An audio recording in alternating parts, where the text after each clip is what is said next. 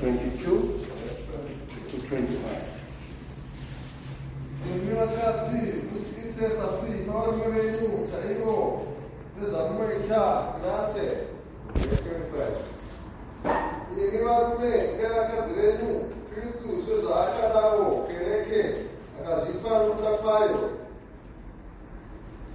Read on.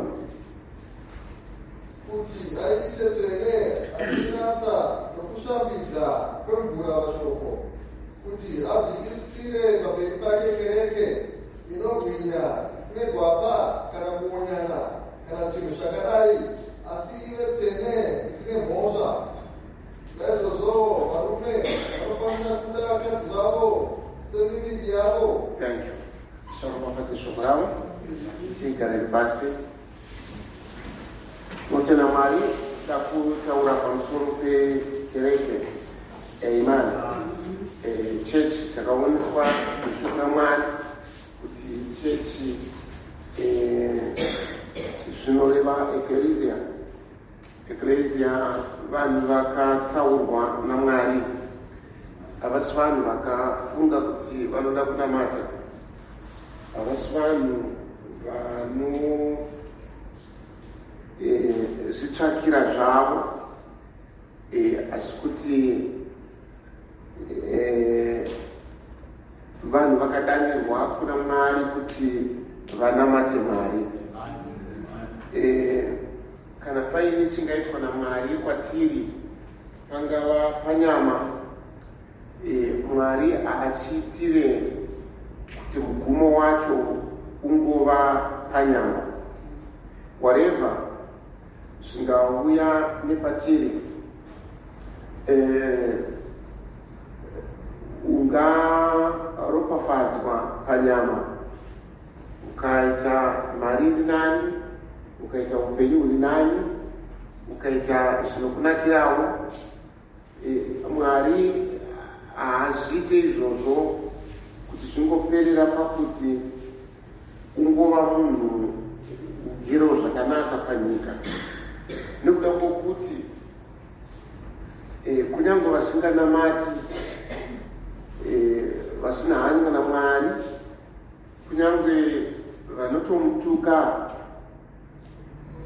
navo vanokwanisa kuva noupenyu hwakanaka saizvozvo. Uye tonzwisa neshoko raMwari kuti Bhaibheri rinotaura richiti havazi vazhinji, imi munozviziva, Pauro achitaura kukereke paKorinde, kuti imi munonyatsozviziva kuti pane vanonamata havazi vazhinji vakafuma pazvinhu zvinongova zvenyika ino. Kureva kuti majority yevanhu vari nani, vane upenyu hwakanaka, majority yacho ndevasingatendi. Saka Mwari haatidaniri kuti zviperere pakungova vanhu vari nani paupenyu huno, zvongoperera ipapo. Kana zvikadaro hazvisina mutsau nevanongova nyika.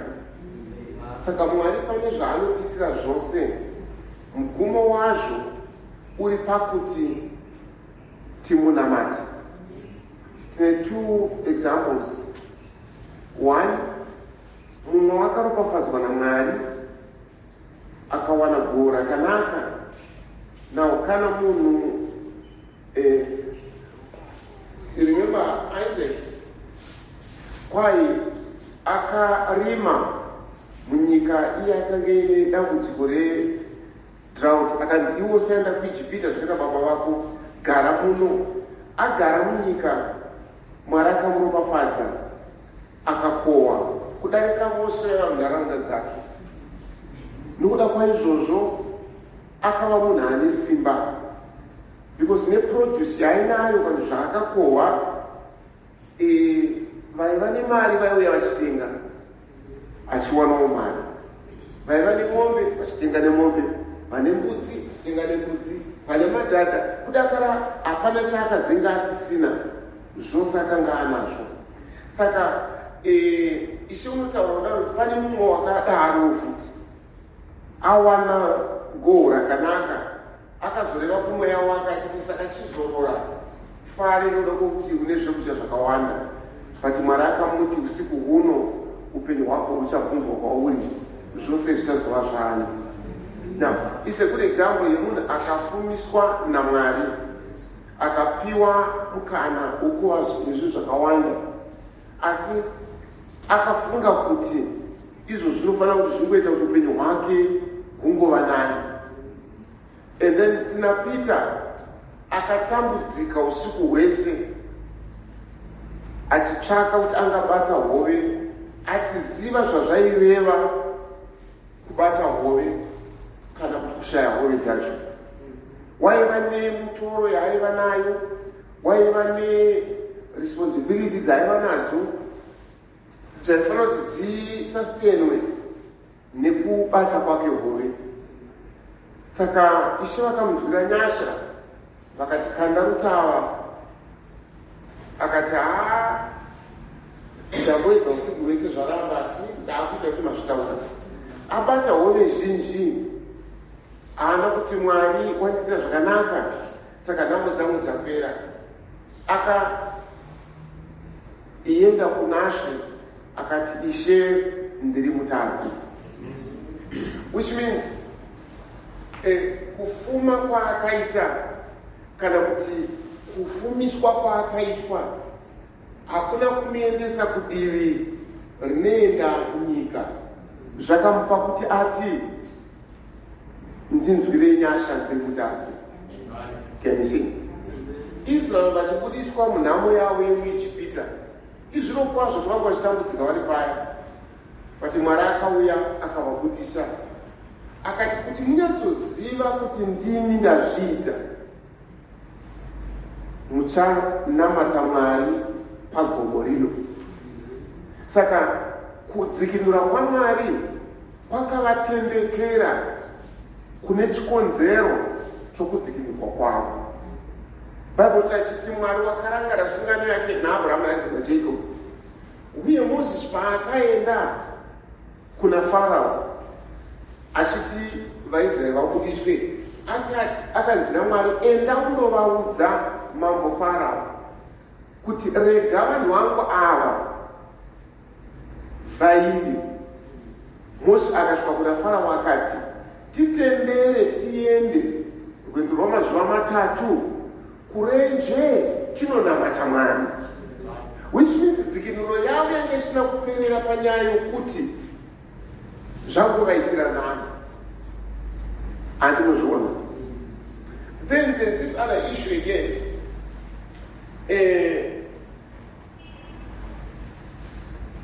Hana waiva nedambudziko raaiva naro. Zvaimushaisa mufaro pakati pavamwe kunyange kukumba kwake. Zvaimupa kushovorwa and whatever. Wapinda padambudziko iroro, zvinonzi aienda kuShairo kundonamata. Kana vapedza formality dzese dzekunamatwa zvese vaita, hana waisara achichema pamberi paMwari kuti Mwari vamuitire zvakanaka. Now, imi munoona kuti chaidhiraivha hana kukunamata vasverugara.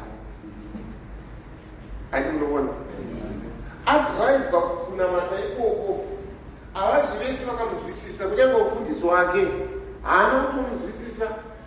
Aifunga kuti une unhubu hwokuya kuchechi akadhakwa. But izvozvo zvese zvaitika, hana waingomira pakunamata. Akazoreva achiti, kana Mwari akandipa mwana wandinokumbira, ndichamudzosera kuna Mwari kuti ave munaziri waJehovha. Andinozviona. Waifanira kuti azvichichengeterazve achiropafadzwa achiva norugare kuti Mwari wamuitira, but akati ndichamudzoshera kuna Mwari. Now my point is, kana ukava nenhamo ukatambudzwa pakurarama kwako, vanhu vasingakurwisisi, vanhu vachikuitira zvakaipa saHana, kana Mwari aine chekuita neupenyu hwako, dambudziko iroro harikuendese kudivi risiriro, zvinofanira kukuendesa kuna Mwari. Handinozviona nokuti ndiMwari. Saka Mwari anoshanda newe, hazvinei akada kushandisa nzira yekukuropafadza. That blessing yekuti waropafadzwa inofanira kukuendesa saPita kukutsvaka utsvene nekunatswa kwemweya wako naMwari. Kana ikava nhamo saHana, inofanira kukuendesa kukunonamata Mwari zvekare. You get my point? Saka hatinamati Mwari neprotest, hatinamati Mwari neginya. Anoona, I don't care zvandingaitirwa kuchechi kwacho, I don't care. Ndingapiwa chigaro, ndingapiwa ukuru, ndingapiwa simba, asi saSamueri wekare handishandise simba iroro kuti zvingova advantageous kwandiri nekuda kuti Mwari wandipa simba kuchechi. Samueri akataura vanhu vakati, chindiudzai wandakabira. You get my point? Hazviendese munhu kukusarurama. There's one thing chinoitwa naMwari, nechero nzira ingadai iriyo inokukwevera kukunamata, zvinokuendesa pazvokwadi yekunamatwa kwaMwari. Handinozviona. Saka taverenga pano kereke yakadiwa naKristu, kwai akada kuzviisira pamberi pake kereke isine ruvara kana gwapa kana chaingapomerwa. Anopomera ndiani? Jobhu wekaranga akarurama, but Satani aimupomera. Kuna zvakazara pachapter 12 tinoona kuti kwai kune shato yekare dhiabhorosi, mupomeri wehama, anopomera. Saka asi pamberi paMwari, kereke yaMwari haina chainopomerwa naMwari iye amene. You get it? Nokuti Jobhu apomerwa naSatani. Jobhu anotaura kuna Mwari achiti, kunyangwe mukanonditsveta muGehena, ndichatarira kwamuri ndikakudai. Saka you see, kunamata Mwari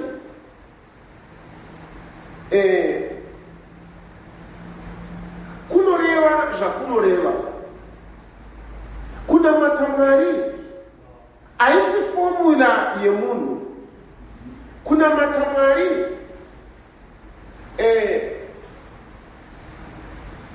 for instance, Hana, zvinonzi Ela akanga ashaone mushemushango namadzerere, which means judgment dzake pazvinhu dzadzisiri bright, nokuti anga asingaone musha. Handinozviona. Ndiri kuchikoro ndakamboverenga rimwe bhuku rajaji unonzi akanga asingakanganiswi pakutonga kwake nekuda kwezviri munhu. Mosha munhu unokwanisa kungomutongera kana unokwanisa kumuona fanika munhu ari right nekuda kweunyoro kaanenge ainako nekuda kwemapfekero akaita unobvuma kuti ari right. Saka jaji uyu akanga asingaitwe izvozvo zvokuti anokanganiswa kana kuti anotorwa meso nekuda kwechimiro chiri munhu. Asi muchaona chikonzero sei akanga asingadaro. Uyezve pamatongero ake jaji akanga asingakanganiswi nezvinotaurwa navanhu. Because munhu aikwanisa kutaura otobuda fanika asina mhosva iye aine mhosva nekugona kutaura. Saka zvinhu zviviri izvi jaji iyeyo zvavisingamuvhiringidzi. Nemhaka yei? Nemhaka yekuti jaji iyeyo akanga asanyatsoona, aiona matsenero. Saka nokusaona kwake zvakanaka you don't influence him nekuzviratidza nechimwe chimiro. Uye jaji wacho anga asanyatsonzwa nzeve dzake dzasisanyatsonzwa. Saka zvina basa ungataura zvakanaka kana ungataura zvakaipa hazvimupe kumukanganisa pakutonga kwake nekuda kuti haasi kutonzwa zvokutaura zvacho. Ati munoona. Saka jaji one day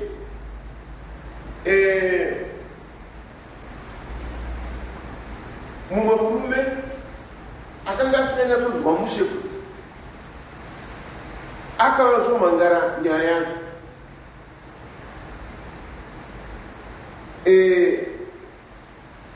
Chaakamhangarira nyaya ndechekuti akaona kagwayana kakanga kakuwadzwa.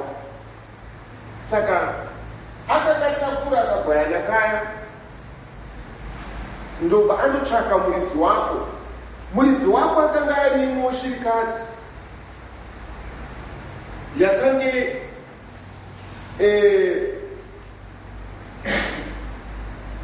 iine magwai ayo.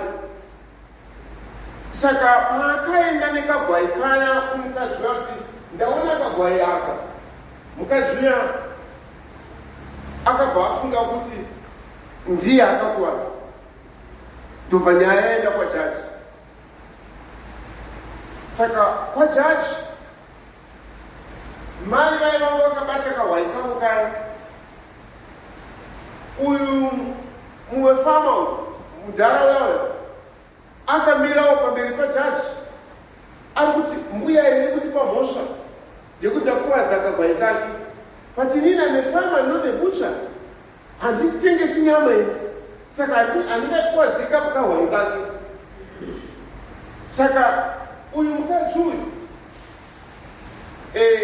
okay sorry, mukadzi akanga arasa hwai dzake. Saka mukuru uyu ndiye akamubatsira kudziwana. Mukadzi uyu akasvikobvunza munhu uya kuti ndarasa hwai dzangu, wambodzionawo here? Uyu mudhara haana kunzwa kuti ari kubvunza chi, ari kundibvunza kuti uri kubva kupi. Zvikanda handichirima uko kunda kwangu uko. Mukadzi akati saka ndaudzwa kune hwai dzangu, ndobva aendawo presidentali ndokwangu kune hwai dziya. Saka kuti atende mukuru uya anoratidza kuti kune hwai, ndobva auya nekahwai kakenge kakakuwara.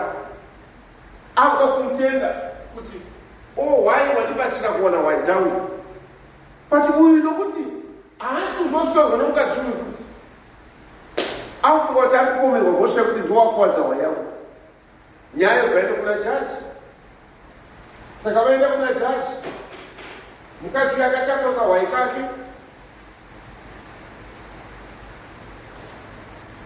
Uyu ari kupomera, ari kufunga kuti uyu ndiri kupomerwa ndakuwadza hwai. Saka jaji akatarisa ndobva aona mukadzi akabata kahwai. Ndobva amubvunza, saka ari kuona kahwai kake sekamwana. Saka ubvunza mune vana vangani? mai vari kunetsana nokuda kuka mwana. Zvikati munoona vangani? Mukadzi ati bhaati 10 ari kuota ari kubvunzwa kuti hwai dzako ingani? Zvikanzi 10. Saka jaji ari kuteerera akuzwa kuti vana 10. Ndobva abvunza murume uya zvikanzi how many years have you been married? Maroorana kwamakore mangani? Saka uya futi mukuru haanyatsonzwa futi mushe angomutarisa jaji haana kuzwa ndabvunzwa kuti kudii. Jaji neshungu nehasha achibvabvunza akati how many years have you been married? Saka uya akubva angonzwa pekuti how many ari kuti ndiri kubvunzwa. Mumwe mubvunzo uri kuda mhinduro iyi. Saka mupfungwa dzake akafunga kuti ndiri kubvunzwa pamusoro afogone kuti akafunga kuti kubvunza chii. Ndobva ati 20. Saka mai vabvunzwa mune vana vangani? Vafanira kubvunzwa kuti mune waingani? Ndobva vati 10. Uyu ari kubvunzwa kuti maroorana kwamakore mangani? Zvikanzi 20. Ndozvakati kwaina jaji uya. Jaji achibva pamutongo akati mutongo ndekuti hamurambani, endai munogara kumba izvozvi mubva pano, endai munogara musha. Jaji atonga what could they do? Kwautenda kuti utobva kumba kwake votonogara vese. You see, takavereka kabhuku iroro hatandichiri kumagrade madiki chaiwo. Saka chakada kuedza kurezo chekuti munhu anokwanisa kutonga kana anokwanisa kuona mafungiro zvisati zviri izvo chaizvo, but nokuda kwokurashikirwa nerimwe simba remasenses. Ani kuzviona. Saka unokwanisa kurasikirwa nesimba remasenses yekuti Mwari ari kudei newe pakupinza nepawapinda nawo. Can you see? Izvino kwazvo kuti sometimes tinokwanisa kupa Mwari mhaka kana tinokwanisa kupa muparidzi mhaka. Yes. It doesn't mean kuti Eli akanga ari right. Eli zvaanga achita Mwari anga achimutsiura kuti hauite musha. Ani munobona? Asi kuti chive chokwadi chekuti Mwari ndiye wataura. Mwari wakashandisa Eli wacho iye kuti ataure nyaya yokuti chienda kumba kwako Mwari waIsrael akuitire. And there was one thing with Hannah. Irrespective zvaiveri Eli namashoko akanga ataurwa naEli, akagamuchira izvozvo kuti nyaya ndiri kuda ndeyekuti Mwari andiitire zvandinokumbira. Saka uyu wazvitaura, saka Mwari wazviita, ndobva aenda kumba kwake.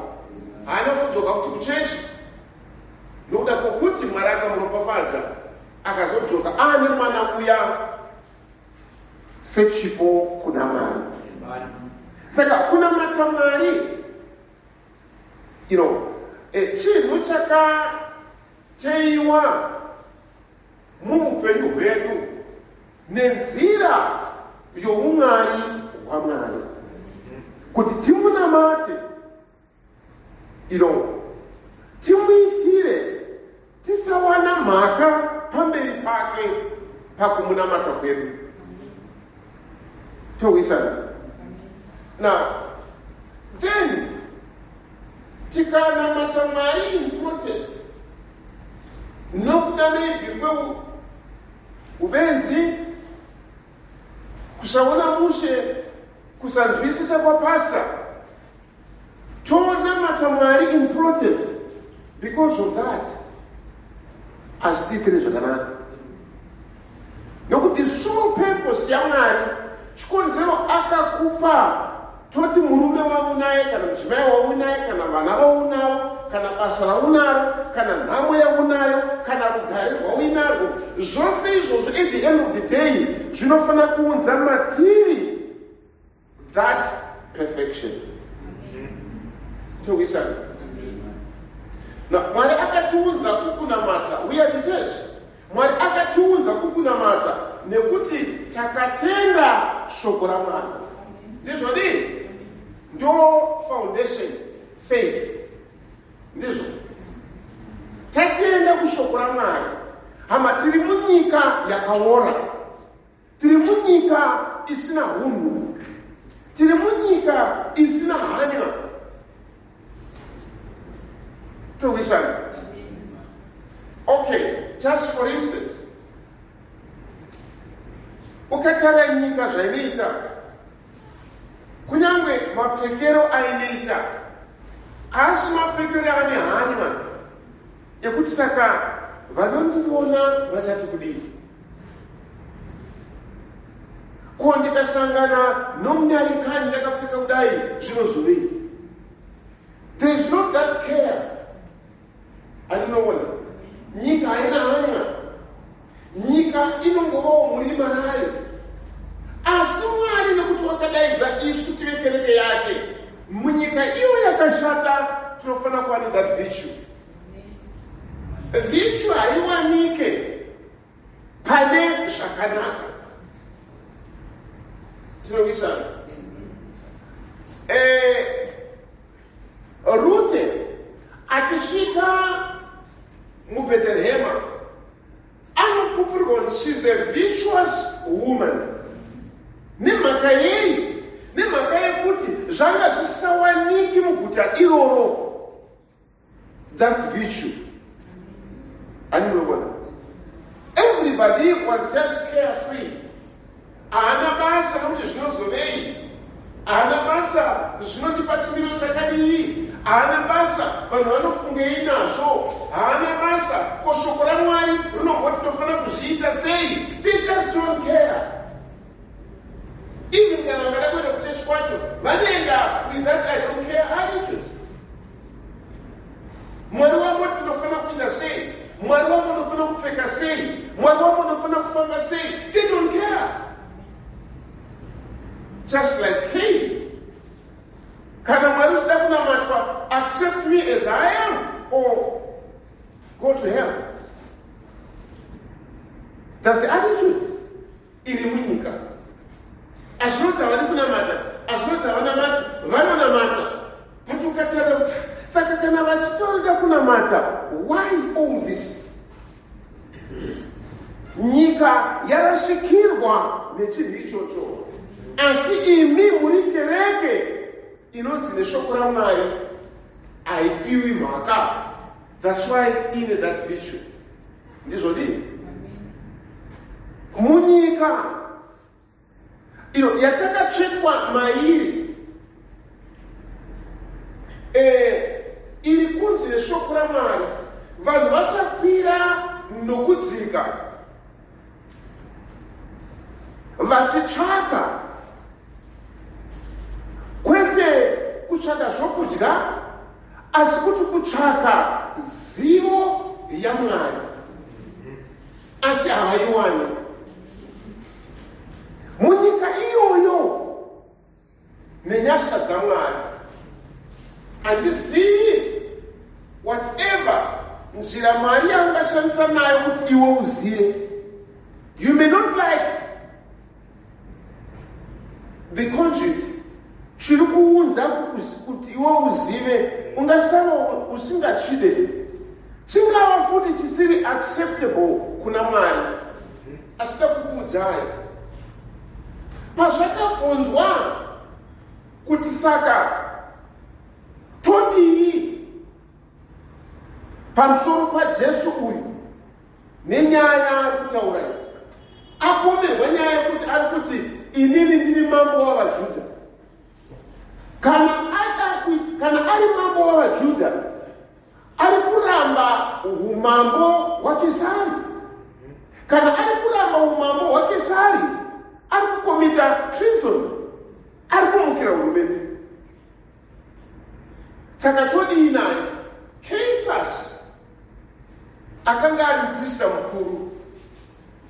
Kwai nekuti aiva muprista mukuru gore iro akataura mashoko ekuti regai munhu wani afe pane kuti rudzi rwose ruparara. Can you see? Bhaibheri rinoti nekuti aiva muprista mukuru, he was prophesying, akanga achiprofita kuti Jesu afe iye ari one pane kuti nyika yose iparare. Rufu rwaJesu rwoudza nyika yose kuruponeso. It doesn't mean Keifasi akanga ari right, but aikanga akaholda office ye-high priest.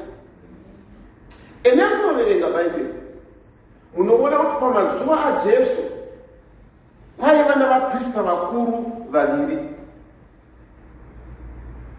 Keifasi nemumwe wake. Hazvisizvo zvakarehwa naMozisi kuna Exodus kuti panoita vaprista vakuru vaviri. It should be one. But pane zvakaitika zvimwe. You remember Herod anga asiri mambo, but akaitwa appointed neRome kuti ave mambo wavaJudha. But hakuna mambo wavaJudha aiva mambo wavaJudha asiri weimba yaJudha. Saka akaitwa muprista mukuru by whatever means. Asi because of the office yaakanga akaholda, mweya wekuprofita wakauya pamusoro pake. Akaprofita zviri correct. You get my point? Saka, let it not be your problem. Kuti ari kuparidza you don't like him, aite zvinhu kwazvo, aite zvakanaka, it's God. Akuunza ipapo so that you get the knowledge. Ndonofanira kuti uone. Munyika ine isingazivi. You only have to watch the world. Enda ufambe munyika uone zvikuitwa navanhu, mapfekero aitwa navanhu, mararamiro ari kuita vanhu, unomboona kuti vanhu havasiya. Ipoenda kumakomo kumatombo unoona vanhu vari kunamata ikoko. You should know kuti pane nyaya iri kungonetsa one yekuti vanhu havasi kuziva. Enda mumachechi uone zvavari kuita, zvinongokuratidza kuti pane chinhu one vanhu havasi kuziva. But iwewo wakadanwa naMwari kuti uzive, nokuti uri kereke yaMwari. But Mwari haana kukuisa iwewe munyika ine ruzivo, haana kukuisa pakati pavanhu vanoziva, wakakuisa pakati pavanhu vasingazivi. The purpose uye ushandire nemuitire waMwari. Saka vachizokuudza kuti iwewe mufundisi wenyu azodaiso, saka unofunga kuti muri kunamatira ipapo. Okay. Kuziva kunotiendesa patemperance. Temperance chii? Handiti? Right. Kana zvinhu zvese zviri right,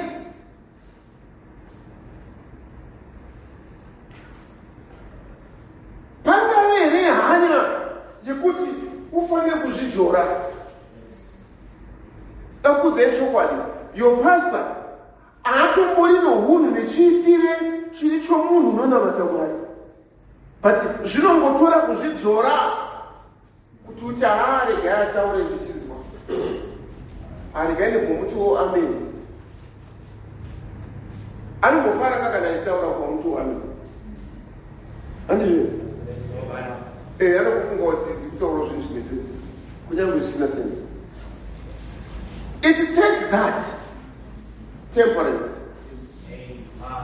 I don't know. It takes kuzvidzora kuti upe mubereki wako iwewe his or her position. Iye ari so stupid sezvaari zviya.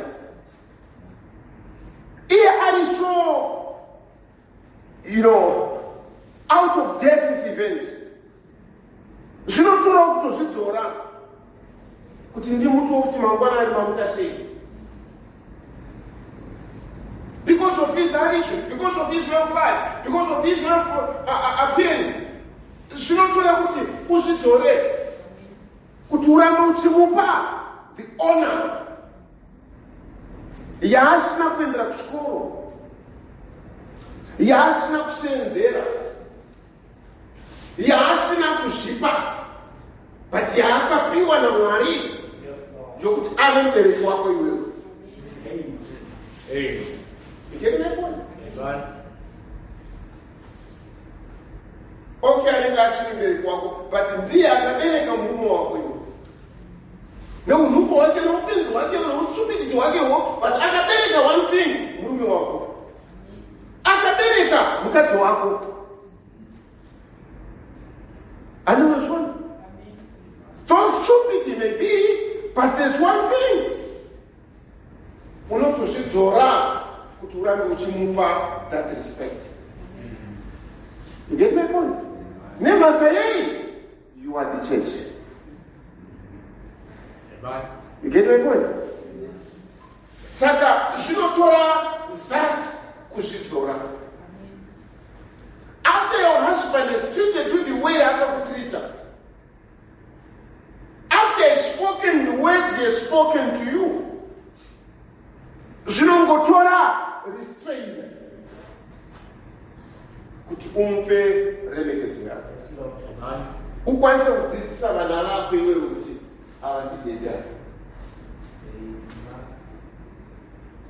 With that list anokwanisa kuverengerwa navana vako newo chiverenga futi pamusoro peunhubu neustupidity wababa vavo. Zvisiri zvokunyepera, zvisiri zvokufungidzira, asi zvinhu zvechokwadi. But it takes kuzvidzora kuti uaccord the respect nezvaanofanira kuva zo akadaro. You get my point? That's the church. Amen. Saka, you are not put in a situation inongokunakira, inokuitira zvakanaka zvese, inongokupa zvese zvaunoda. Zvikadaro hauzokwanisa kuva nekuzvidzora. Kuzvidzora kunobva pakuti zvinhu zviri kuenda against you. And another thing, Bible rinokutaura richiti panguva yatiri kurarama tinoziva zvisakakwana. Kana ukada zvokuti ndiri muprofita but unoprofita zvisakakwana. Asi kana tazondovayo tichaziva zvakakwana. You get my point? Saka, it takes this restraint kuti majajiro andiri kuita situation yandiri mukati mayo, majajiro iwayo ari mature here, ari kubva pakunatsoziva here zvakazivwa naMwari pamusoro poupenyu hwako kunyange nyika isati yavapo. If the people of Israel vaizviziva kuti kuna Mwari, yet vari kutambudzika 400 years vari muunhapwa, if they were to judge that situation, kuti kana kuina Mwari ainamatwa nababa vedu Abrahama, achizvidza Mwari kuna baba vedu Abrahama, ndiye futi akavabvisa kunyika yavaigara, vachinamata vamwari vavo, zvichivafambira zvivaitira, iye kwakuvabvisa ikoko kuti vazobereka isu pano nhasi tiri pakutambudzika. If they could have judged that God, vaikwanisa vachiti Mwari away with you. Because we can judge tisina ruzivo. You get my point? Saka, we are the church. Takadanwa kuti tinamate Mwari. But we go through zvinhu. We go through times dzinofana kuti dzipe kwatiri that element yekusapomerwa, yekuti Mwari hakupi mhaka iwe. Mwari anokuti wakarurama, like he did with Job. Wamuona here muranda wangu Job? Hazvinei chimiro chiri kumunetsa, hazvinei zvakaipa zvakamukomberedza, hazvinei dambudziko ringava riri pari, but pane one thing chaanoita, anosvika Mwari achinzvenga zvakaipa. Haana chaaipomerwa. And that's the church. Amen. Right. Saka, after going through all those things,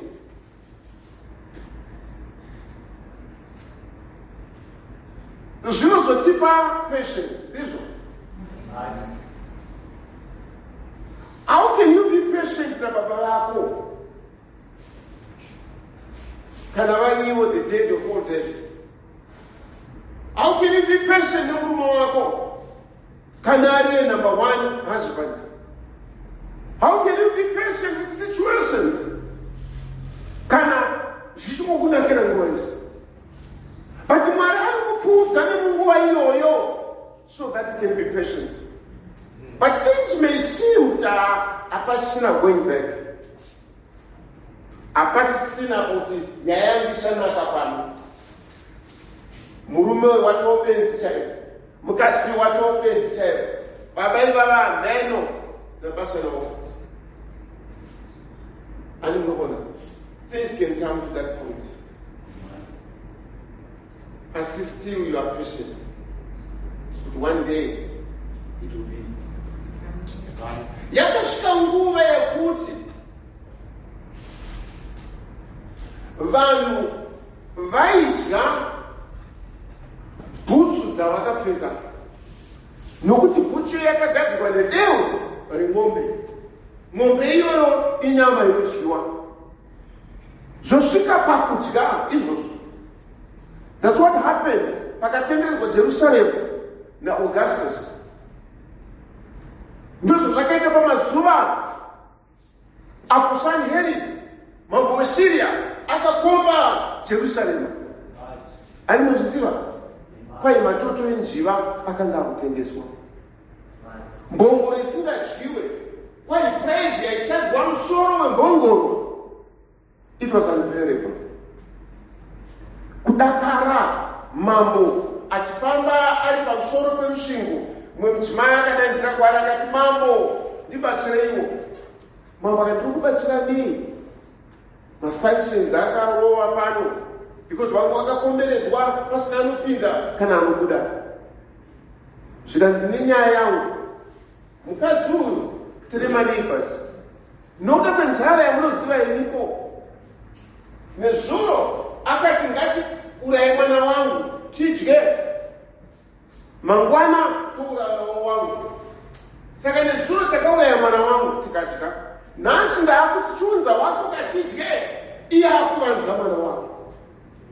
Ndo pampasvika nzara ipapo. Ndizvodii? Muprofita waMwari akamira akati, zvanzi naJehovha, mangwana nenguva ino rofu rechingwa rinenge richitengeswa netuziki. Just imagine, zvinhu zvasvika pakuti vanhu vanga vakudya vana vavo nekuda kwenzara. Muprofita otaura achiti mangwana nenguva ino chingwa chatengeswa netuziki.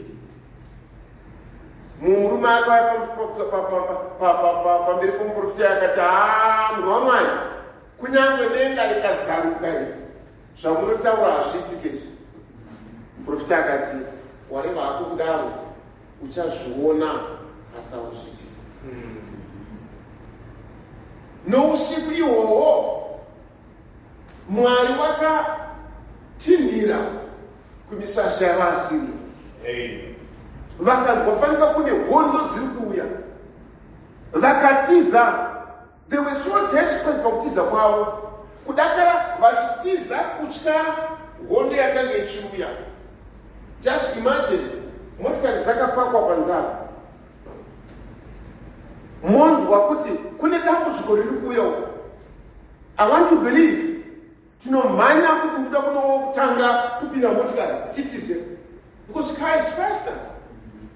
Asi zvanzi vakatizira mabhiza avo, vakasiya mabhiza akasungirirwa nengoro dzakasungirirwa, vachitiza netsoka kutya, nekuti Mwari wakanga atindira kuti aunze chekudya kuvaIsraeri. Ndo pana vaperekedzi vaviri vaya pavakaenda kumusasa kuya vakandoona zvokudya zvakazara zviri katakata, vakandoudza vamwe kuguta, vanhu vakauya vakatora zvese, vati kuti zviite order, hatichati ane simba ngaamhanya anotorawo zvese zvaakutorwa zvoiswa kuna mambo uchitengesera vanhu. Uyewo kuti hazvigoneke, akanzi uchazviona saungazvidyi, akabva apiwa basa rekukontrola queue. But nesta media vanhu vachida kumanya kuti vanotenga, vakamuchikirira ndobvafa. Akazviona asi haana kuzvidya. Saka things can come to a point yekuti iwe unoti hazvichagonezve. Kana kuti ude kurespekta munhu wacho iyeyo, iwe watomujaja kuti hapasina reconciliation, hapasina way back, hapasina maruramire ekuti tingawirirana futi. But still, you need that patience. This one, amen. If everybody was good, zvinhu zvese zvakanaka, you would need godliness. Umwari hawaiuda tunzwisana. But iwewe wakaunzwa muchechi iyoyi, according to your perspective and judgment, vanhu vese vari wrong, vanhu vese havaite musha, havaone zvakanaka, havawisisi. But Mwari neuchenjeri hwake akuunza imwe. Why am I here in the first place? Hakuna dzimwe nzvimbo iyi. Sei iwe uri panapa? Hakuna kumwe kwakanaka here. Hakuna kumwe unogonwa zvimwe. But why are you here? Kuti uratidze umwari kunesu takoniwa kuraramira nokuona umwari wacho. That's why you're here. You get my point? Now, simaonera atazviita kwazita brotherly kindness kungoda hama. It's a brotherly kindness. It's a kindness that comes out of you. Brotherly kindness hakusi kuti uitirwe zvakanaka iwewe, asi kuti uitire vamwe zvakanaka. To be kind to somebody.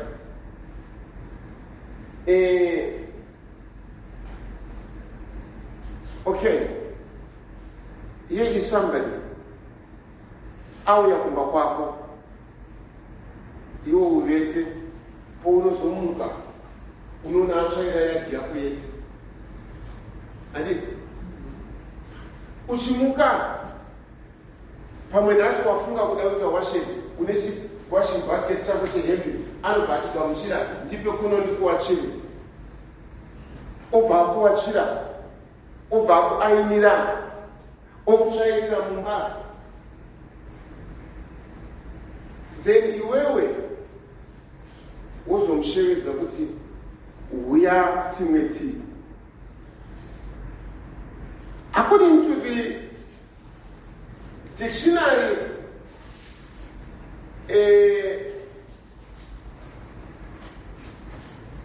toti maringe nedudziro yedictionary pamusoro peshoko rekuti kindness, ungati herewo pawamushedza kuti uimbuya umwe tii wamuitira kindness?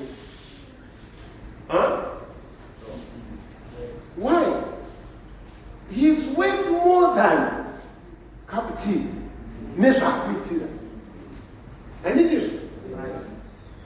Saka, you cannot show kindness kuna baba vako because he has paid your fees, he has paid your, he's bought you bread, zvimwe zvimutora some bini, woti saka ndako ati dedi, wofunga you are showing kindness to him.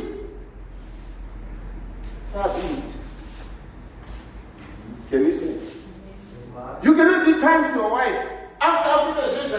You cannot be kind to your husband. What is the kindness they require? It's after arbitral series to ponomitira kindness. And that kindness is not just a worldly kindness. Gee, brotherly kindness. What do you mean when you say brother? Do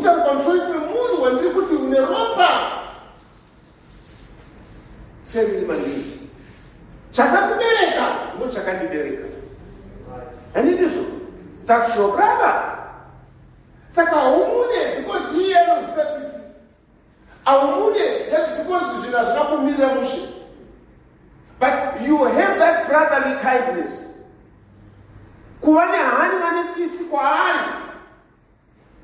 Nuda pokuti unomutora chama yako. Chinozopedzisira pamusoro pezvo zvose chii? Kureva kuti all these things zvinoumba chinhu chinonzi love. And love is not love kana isina kugadzirwa nekindness, kana isina kugadzirwa nepatience, kana isina kugadzirwa netemperance, kana isina kugadzirwa neknowledge, kana isina kugadzirwa nevirtue. Munoona chinonzi kereke yaMwari. Amen. Ishe vatibatsire. Amen. Saka takadanwa kuti tive kereke isina mhaka, inoshambidzwa nemvura dzeshoko raMwari. Arindoona. Saka nenzira iyoyo hama tichitsvaka nokuvavarira. As I was saying, ashuri namu dzori kupfuura nemukati mako. You may say, oh, tarakasinokuti ugere mushe, iwo unazvo, saka zvinokuitira mushe. Yes, ndokwanisa kuva nechausina. Ndokwanisa kuva in a position yausiri. Maybe usingakwanisa kuzosvika kuti pairi. But izvozvo hazvikonese chakadiwa naMwari pamusoro pavo. We are the church of God. Hey, that's one thing now. And atina mati Mwari in protest. Atine Mwari strike. Nokuti kereke ya Mwari yakapfudzwa nemakadiwa naMwari kuti tipfuure nomairi. Because I want to believe God makes no mistakes.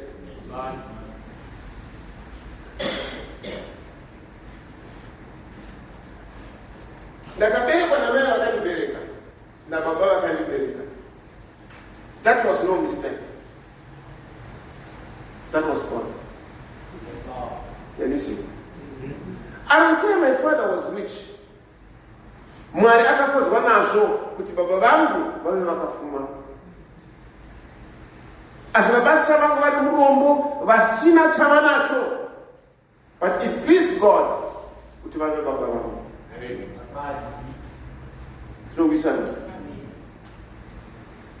Nobody. I don't care akakura sei, anefuma yakaita sei, anezorwa yakaita sei. No one pasi pano anokwanisa kutora nzvimbo yababa vangu. He's my father. No stupidity hwavo ihwohwo, he's my father. No ubenzi hwavo ihwohwo, he's my father. Neurombe hwavo ihwohwo, he's my father. I can't wash that away. So we respect that authority of mine. That's why the wolves were through that. That kindness. That temperance. You get it? Ngadaenda kaberekwa kune imwe nzvimbo, ngadaenda kaberekwa kune imwe nyika, But Mwari wakandiudza kuti ndive panyika nenguva ino nenyika ino yandiri mukati mayo. Mwari aine chikonzero neupenyu hwangu.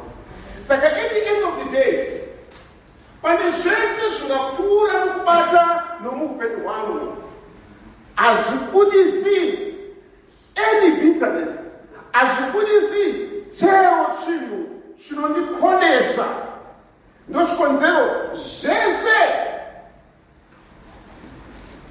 zvakanaka zvacho. Faith yakanaka nditi, virtue yakanaka nditi, but temperance hauiite pasina that opposition. Ndizvodii? Patience hauiite kana zvinhu zvese zvingoflowa zviri easy. Tinovisana. But zvese zvomazvikanya-kanya zvese zvasangana zvinobudisa chinhu chinonzi love. And this love is agape love. Rudo rwaMwari. Ndizvodii? Ishe vatibatsire. Saka I don't think it's becoming kuti iwe murume udye vana vako the stupidity of your wife. Iwe mai udze vana vako urombe wababa vavo. After all, nekuchenjera kwawakaita, chiwetirwa nekunaka kwawakaita, sei wakarorwa nerombe. Ndiudzei shuwa kuti watingape mhosva ndiani? Brother Maravitsi,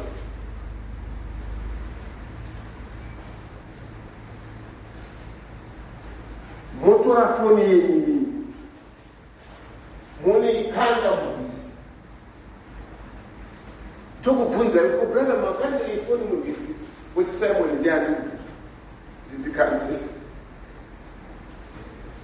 tinokumhosva.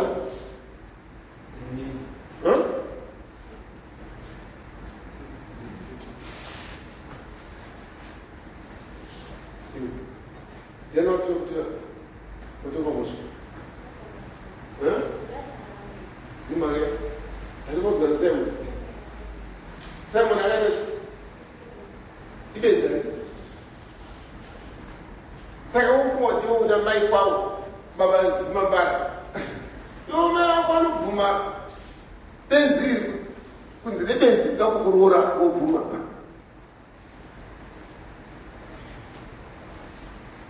Nhasi unotozoti mhosva ndiani?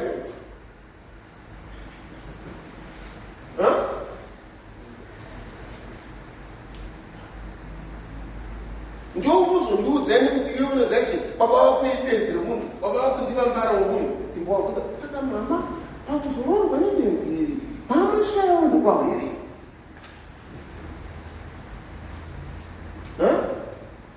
Mai vako pane zvomunhu, mai vako stupid yemunhu, mai vako vakazinga vakati ko imimi pamaizotora stupid yemunhu pangoshaike iko panyika. Makashaya mukadzi kwayo kuona zorora stupid mai vangu. Some things we do are just appropriate. Right. To his son. This will be. Of all the things, Ushawana pastor Ben Romun, stupid moon, as soon as they shall Peter. Because the doors are open. You don't have pastor why. You don't need church why.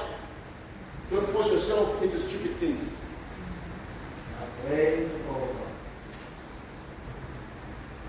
Kuenda kudenga kutungamirwa nezvinhu zviri right, nezvinhu zvichena, zviri sensible, zviri knowledgeable. Kwete kutungamirwa nezvinhu zviri wrong. Togisana. What I'm talking about is church yaMwari. Amen. And we are that church. Yes. Amen. Amen. Now, church yaMwari takaona pane zvatakapfuura mukati mazvo kuti church iyoyi iri spiritual. Bible rachiti a spiritual house. I did. Imba yomweya. Asi, at the same time, yakachengetwa, yakatakurwa mune zvinhu zviri nyama, ichishandawo muzvinhu zviri material.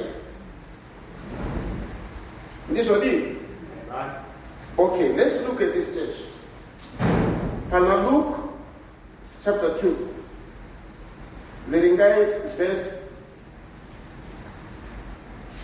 42 kusvika verse 43.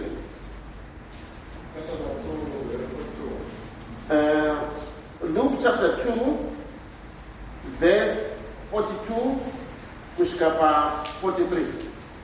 Verse 42.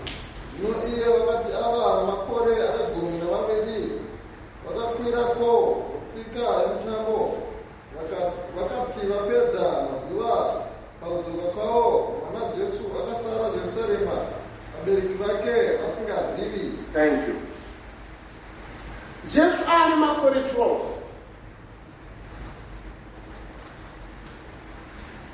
Vabereki vake vakaenda naye kuJerusarema kundonamata. This what it.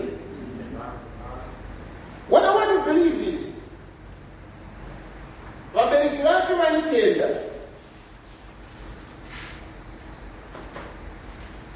they believed in that church, and it vaitenda kuti mwana uyu akure ari right, chaenda naye kuchechi achaparidzirwa zviri right, kuchechi achadzidziswa zviri right, kuchechi achanoona mupfekero uri right, kuchechi achanoona mugariro uri right. They believe kuti tikaenda naye zvinoita zvakanaka. Point. Adaro zvanzi vakudzokera kumba, akasara kupi? Vakamutsvaka for 3 days, vakamushaya. On the 3rd day vakatoona ari kupi? Achitaura nani? Can you see? There's one thing they did. Vakatora mwana wavo vakamuendesa kuchurch. They believed in that church. Vaizviziva, vaizvitenda kuti mwana tikamuendesa kuchechi pane zvakanaka zvichava. Ndizvodi? Kwete zvatinoitira vana vedu sometimes. Vanoudza pamusoro pekuipa kwekuchechi, pamusoro pekuipa kwemadhikoni, pamusoro pekuipa kwemeshongurida, pamusoro pekuipa kweyuyu, pamusoro pekuipa kweyuyu. That's what we teach our children at home. Vanokuchechi havasi right. Vabereki vaJesu vakaenda naye kupi? Because vakaenda naye kuchechi. Anepa chapter 4.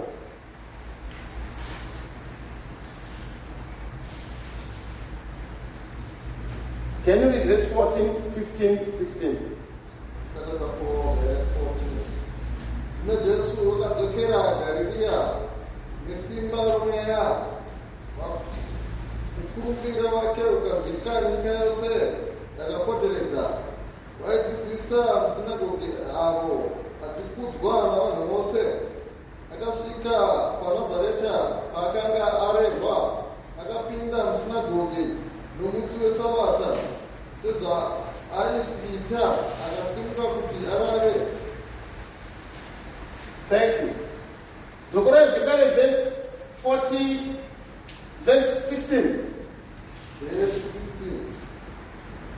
Akasvika paNazareta paakanga arerwa, akapinda musinagoge nomusi weSabata, sezvaaisiita, akasimuka kuti arare.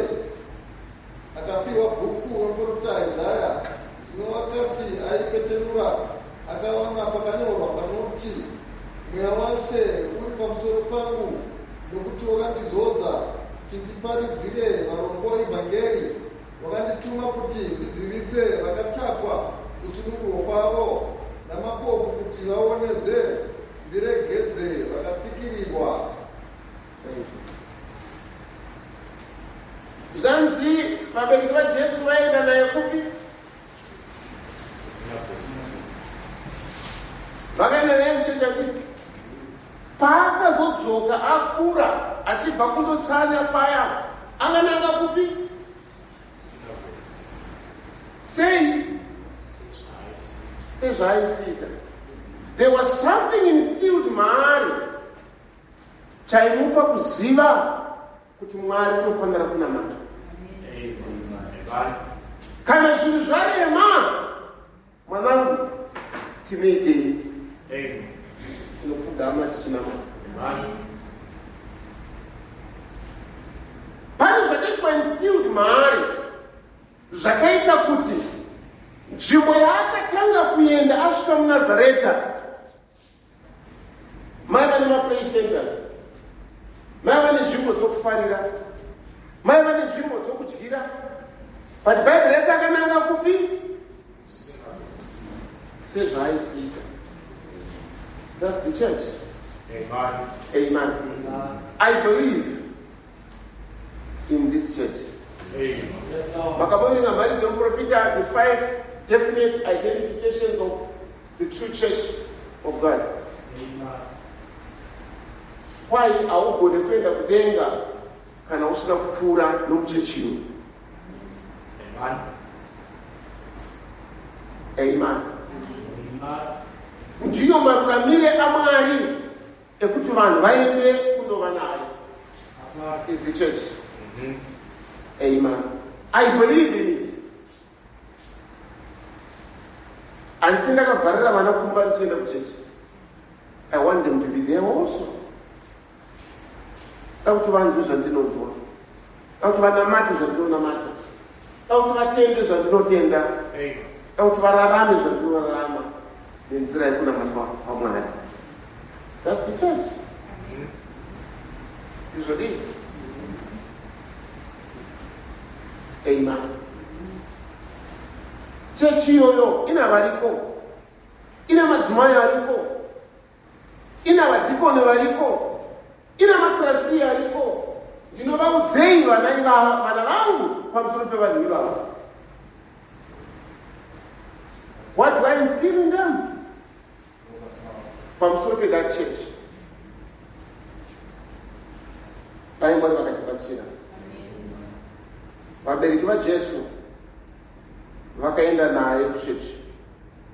Iye azodzoka kwai akaendawo sezvaaisiita, akanopinda muchechi. Amen. Aenda kuchechi kwai akatora bhuku. Amen. Kuti arave.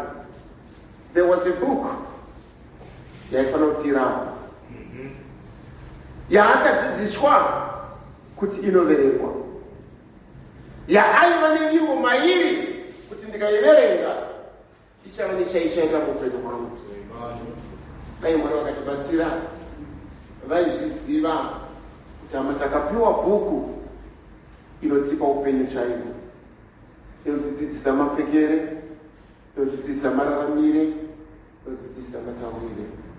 Ibhuku yaJehovha. Zvatibatsira. Amen. Dai Mwari vakatidzira nyasha. Amen. Now, church iyi, okay, ngatiende pana Vakorintho kutanga chapter 18.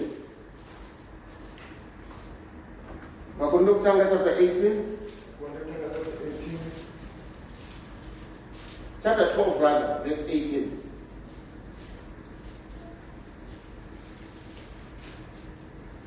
Chapter 12, verse 18. Asi, zvino Mwari wakaisa mutezo mumwe nomumwe pamuviri sezvaakada. Kana yose waiva mutezo mumwe, muviri waive piko. Asi zvino kune mitezo mizhinji, asi muviri mumwe. Iso haringati kuruoko handikudi, kana musoro kutsoka handikudi imi, kwete zvikuru mitezo iyo yomuviri inenge sine simba ndiyo inodikanwa, nemitezo iyo yomuviri yatinoti haikudzwi ndiyo yatinokudza kwazvo, nemitezo iyo yedu isina kunaka ndiyo yova kunaka kunopfuurisa. Asi mitezo yedu yakanaka haishayiwi kukudzwa, asi Mwari wakabatanidza muviri wose akakudza nekupfuurisa mitezo inoshayiwa kunaka, kuti pamuviri parege kuva kupesana, asi kuti mitezo ichengetane zvakaenzana. Kana mutezo mumwe uchitambudzika, mitezo yose inotambudzika pamwe chete nawo. Kana mutezo mumwe uchikudzwa, mitezo yose inofara pamwe chete nawo. Zvino imi muri muviri waKristu, nomumwe mitezo yawo. Mwari wakaisa vamwe pakereke, pakutanga vapostora, wechipiri vaprofita, wechitatu vadzidzisi, tevere vaiti vamabasa esimba, tevere zvipo zvokuporesa, navabatsiri, navabati, namarudzi mazhinji endimi. Vose vapostora here, vose vaprofita here, vose vadzidzisi here, vose vaiti vamabasa esimba here, vose vane zvipo zvokuporesa here, vose vanotaura nendimi here, vose vanodudzira here. Asi shingairirai zvipo zvikuru zvinopfuuratidzaivo nzira yakaisvonaka inopfuura dzose. Thank you. Now we are looking at this church. Paul achiti yakafanana nomuviri. Muviri hausi ziso roga, hausi tsoka tsoga, hausi maoko oga. Saka muviri uyu ikereke yaMwari yakagadzirwa, yakaitwa nemitezo yakasiyana pakubata kwayo. Hakuna mutezo usina basa, hakuna munhu asina basa. Towisana avasi vese vanoparidza. Doesn't mean kana mwakaparidza ava super kudarika vamwe. That's not it. Avasi vese vanoimba asazoti mumwe akaimba ndiye ava mukuru kudarika vose. Tinowisana. Tese takadanirwa kuti tive mumutumbi uyu, tive chibatiso mumutumbi uyu. Ama ndiyo chechi yaMwari. Amen.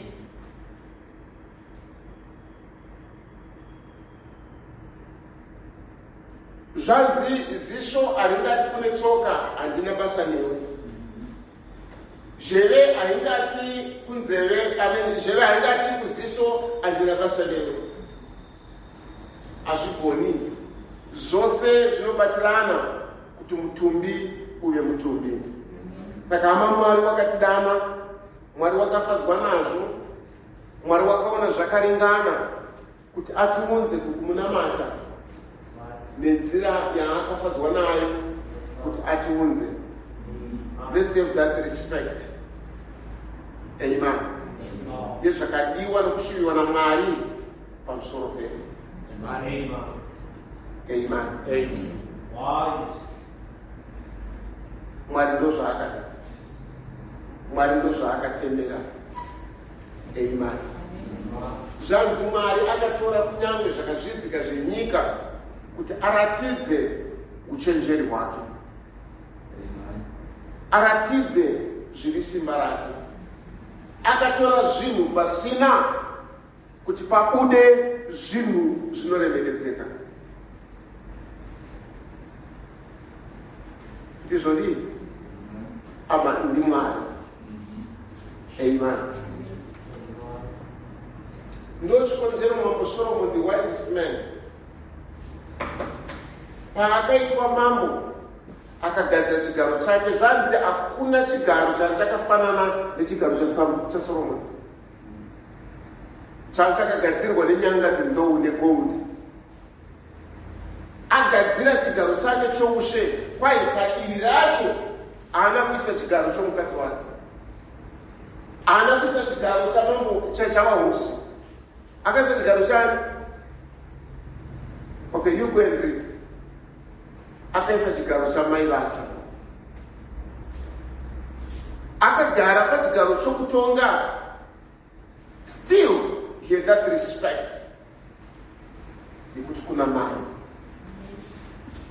Unozoti mai vake vainzani?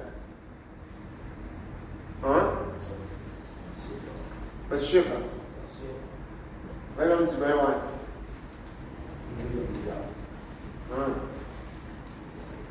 Chii chakazoitika?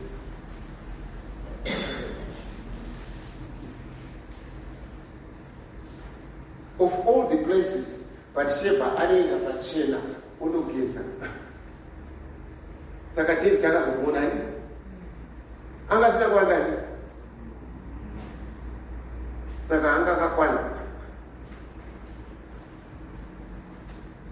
If we can read that history, the story about Bathsheba, kuti azosvika pakubereka Solomon, zvakabva nekupi?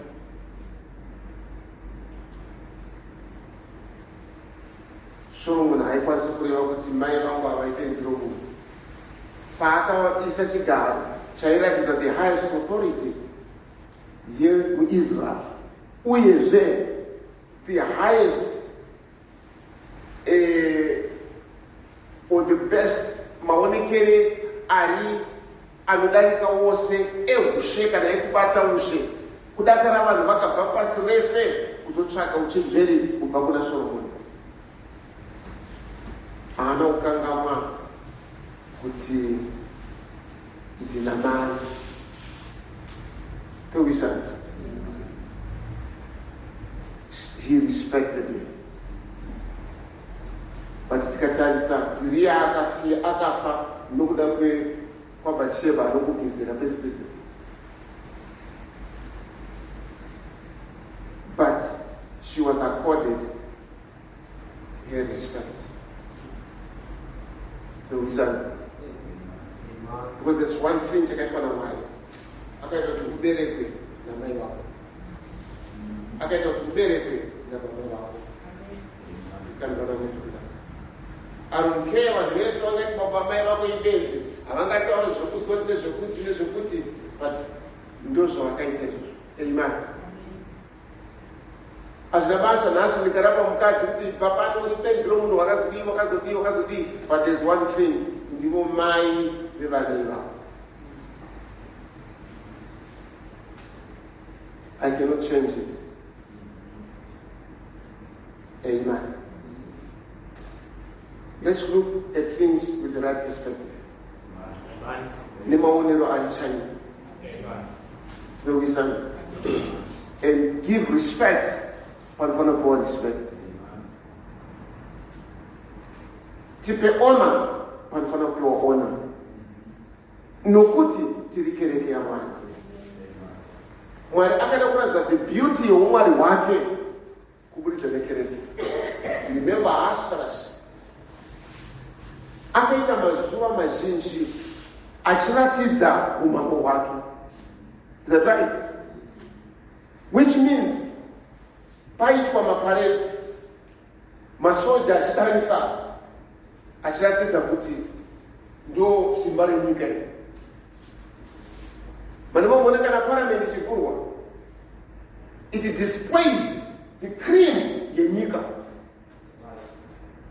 Majudges anopinda akapfeka magauni awo eujaji kuratidza chii? Simba renyika. Zvapera izvozvo mauto anenge ari panze achidisplaya zviri chii? Simba renyika. Kuitwa fly past, majoint achidarikana pamusoro kuratidza simba renyika. Mapurisa anenge aripo, prisons inenge iripo, masoja anenge aripo. Zvapfuura izvozvo maximum yenyika anopfuura futi achipinda. Maparliamentarians vakashaudzwa kuti vari muparliament vopinda. That's the beauty. That's the unaku hwenyika. Ndo zvakaitwa naAsperus. Akaratidza zvese kudisplaya zvese, mauto emumvura, mauto vatashuva mabhiza, vafambi vanofambisa machariot, vanofamba napasi zvese aratidza pakupedzisira akazoti vhashti ngawe muone runako, muone the beauty of the queen. Ndiye the last aifanira kuti aratidzwa. After masimba ese aratidzwa, after kurwa kwese kwaratidzwa, nochikonzero chapter 21 ya zvakazarurwa. After the church ages, Satani aratidzwa kuwa kwaakaita, shato yaratidzwa kurwisa kwaida kuita mwana wemukadzi uya. Zvese zvaratidzwa, zvese zvaoneswa, even the great white throne judgment yaratidzwa, even Gehenna rakandwa mudziva romoto. After everything zvaratidzwa zviri simba raMwari, John akazonzi tarira mukadzi wegwayana, the bride of the Lamb. Ndiye maonekero ekupedzisira anoratidza zviri unaku, zviri simba, zviri kuhwina, zviri uchenjeri hwaMwari. Is the church. Ndinodisplaya zvose izvozvo. Saka tinofanira kuva vanhu vakadii pakurarama kwedu. Zvivatibatsire. Tinofanira kukurudzira sei vana kuti vazive kuti Mwari ndiye ari mukereke yake. Whatever comes or goes, vanofanira kuziva zvikuru sei kuti isu tiri vanamati. Kana zvinhu zvikanaka vazvizive tiri vanamati. Kana mari yawandisa mumba vazvizive tiri vanamati. Kana nzara yamo mumba vazvizive tinonamata. Tiende kun'anga, hatiite zvinamaturo, hatipfeke zvenyika, hatitaridzikise nyika, tiri vanamati, tiri vana vaMwari. We've got pride mune izvo Mwari wakatiita, akatiita kereke yake. Dai Mwari wakatibatsira. The church yakadiwa naMwari, kudakara Kristu akazvipa nokuda kwayo kuti aite tsvene nekuishambidza nemvura dzeshoma. Uye Mwari unoda kugara mukereke yake. Sekera vari murenje akati kunyange musina zvidhina, kunyange musina zvingavakiswa, endai munotora muti womuacacia muubvise makwati, endai munotora matehwe embudzi emakwai, mugadzire tabhanekeri musango muno inoita kuti ndipode muchidzaka tichitaura nemi. God wanted fellowship, but aizviita in this material object, chinhu chagadzirwa namavoko. Sekera ndati kereke yaMwari iri mumweya, asizve inoraramira mumutumbi uno. Saka chitora mutumbi uno tichienda nawo kuchechi. Saka chitora mutumbi uno tichiupfekedza zviri decent, zvine modesty, tikuisana zvine hunhu, because ndio matinosungana naMwari. Tinokuisana ishe vatibatsire. Tiri kereke yaMwari. Mwari unoda kugara matiri, Mwari anoda kufamba matiri, Mwari anoda kurarama matiri, Mwari anoda kuratidza simba rake matiri. Izvo zvakadaidzirwa, zvakashuviwa naMwari pamusoro peupenyu hwedu. Dai Mwari vakatibatsira, dai Mwari vakatinzwira nyasha. Amen. Ndiyo kereke yaMwari. Yakadaro unosanangurwa naMwari kuda kunyasha zvavakatiitira. Dai Mwari vakatinzwira nyasha. Amen. Tikava neunhu, tikava nemweya, tikava nokuda kunamatira kereke, kuikumbirira kuna Mwari. That's what I think zvinofanira kuva priority yemunhu wose. Toda kuti chechi iyi iye yakarurama, Amen. Toda kuti chechi iyi iva navafundisi vari kuziva zvavabviri. Toda kuti chechi iyi ine madhikoni vanomira pashoko raMwari. Toda kuti chechi iyi ive nevaimbi vanoimba zvinoburutsa denga. Amen. Tichatora vana vangu tichaenda navo kuti ndo munogarwa, ndo munonamatwa, ndo munoraramirwa muchechi yaMwari. Tizodini? Ishe vatibatsire.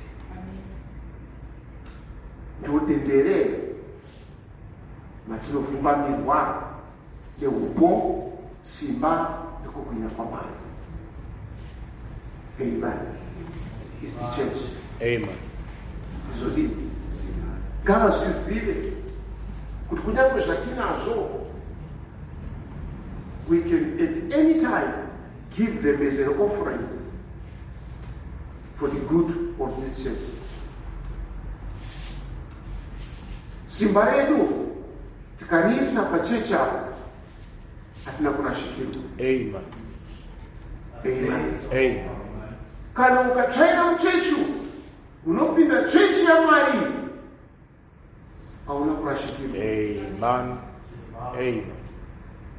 Waita chinhu chakanaka. Amen. Kana ukava necontribution younoitira kuchechi iyi munopinda chechi yaJehovha hauna kurashikirwa. Uye icho chinhu chawaita ichocho hachina kupera. It's eternal. Amen. Chaitwa for the good nevanhu vaMwari vanopinda vanhu. Amen. Mwari vatibatsire. Ndio chechi yaMwari yaakazvipa nokuda kwayo kuti aite tsvene nekushamisa nemvura dzeshoko raMwari. Amen. And I want to believe we are that church. Amen. Ngazvizikamwe kuti this is where we belong. Amen. Ndo kwedu. Amen. Kana nguva yakunamata yasvika tichavatora ndienda navo kuti vazive kuti ndo kunonamatwa. Amen. Ndizodini? Kunyange vakuda kunyora bvunzo vazvizive kuti tikaenda kuchechi tichanamata Mwari achatipa njere tipasi maexam. Amen. Amen. Kuchechi kunoruramisa, kunokwanirisa, kunodzidzisa nzira yakarurama yeshoko raMwari. Amen. Mwana wako papatsika. Amen. Simuka.